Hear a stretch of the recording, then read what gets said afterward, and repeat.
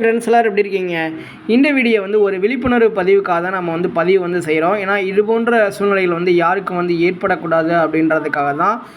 அதுக்கு முன்னாடி இப்போ நீங்கள் சவுதி அரேபியாவிலேருந்து அதாவது தங்கம் வந்து நீங்கள் வாங்கிட்டு வந்தாலும் சரி, இல்லை டிவி வந்து நீங்கள் வாங்கிட்டு வந்தாலும் சரி, அதாவது இந்த மாதிரி நீங்கள் விலை உயர்ந்த பொருட்கள் வந்து வாங்கிட்டு வரும் பொழுது ரசீது வந்து வைத்திருப்பது வந்து ரொம்ப ரொம்ப அவசியம். ஏன்னா இந்தியா வந்து செல்லும் நபர்களுக்கு வந்து உங்களிடம் வந்து சுங்க அதிகாரிகள் வந்து விசாரணை வந்து மேற்கொண்டால் நீங்கள் அந்த பில்லை வந்து கூட வந்து காட்டினா உங்களுக்கு வந்து அந்த டேக்ஸ் வந்து குறையிறதுக்கும் வாய்ப்பு வந்து இருக்குது, இல்லை டேக்ஸ் வந்து விதிக்கப்படாமல் இருக்கிறதுக்கும் வாய்ப்பு வந்து இருக்குது.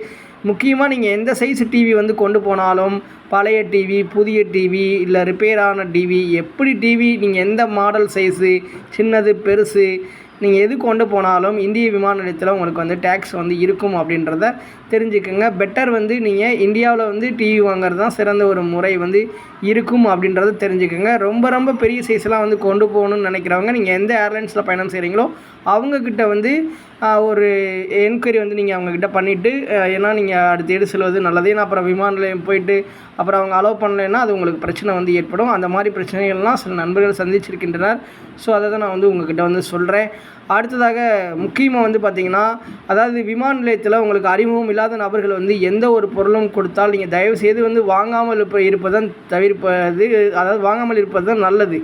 ஏன்னா இப்போ ஒரு சிலர் வந்து ஆசை வார்த்தைகள் கூறி நீங்கள் இந்த நகையை வந்து அங்கே போய் கொடுத்துருங்க, இல்லை இந்த பொருளை வந்து எங்கள் உறவினர்கிட்ட போய் கொடுத்து சேர்த்துருங்க, உங்களுக்கு ஒரு கமிஷன் தரோம் அப்படிலாம் சொன்னீங்கன்னா நீங்கள் தயவுசெய்து வாங்காதீங்க. அந்த மாதிரி வாங்கி சிலர் வந்து பார்த்திங்கன்னா விமான நிலையத்தில், இந்திய விமான நிலையத்தில் மாட்டி சிக்கல்களில் கைது நடவடிக்கைகளுக்கெல்லாம் வந்து ஆளாகியிருக்கிறார்கள். ஸோ போதிய விழிப்புணர்வுடன் வந்து இருக்கணும். இப்போ என்ன தான் நடந்திருக்கு அப்படின்னா, ரீசெண்டாக அதாவது இந்தியாவில் உள்ள இந்திரா காந்தி சர்வதேச விமான நிலையத்தில் கடத்தல் வழக்கில் தான் இந்திய பிரஜை ஒருவர் வந்து கைது செய்யப்பட்டிருக்கிறாரு. இந்த வழக்கில் புலனாய்வு குழு விசாரணை வந்து தொடங்கியிருக்கின்றனர். அதன் பிறகு குற்றம் சாட்டப்பட்டவர் வந்து கைது செய்யப்பட்டு, குற்றம் சாட்டப்பட்டவரிடம் வந்து தங்கம் வந்து பறிமுதல் செய்யப்பட்டது. குற்றம் சாட்டப்பட்டவர் சவுதி அரேபியாவிலிருந்து இந்தியா வந்ததாகவும் அவரிடமிருந்து ஏராளமான தங்கம் மீட்கப்பட்டுள்ளதாகவும் அதிகாரிகள் தெரிவித்தனர்.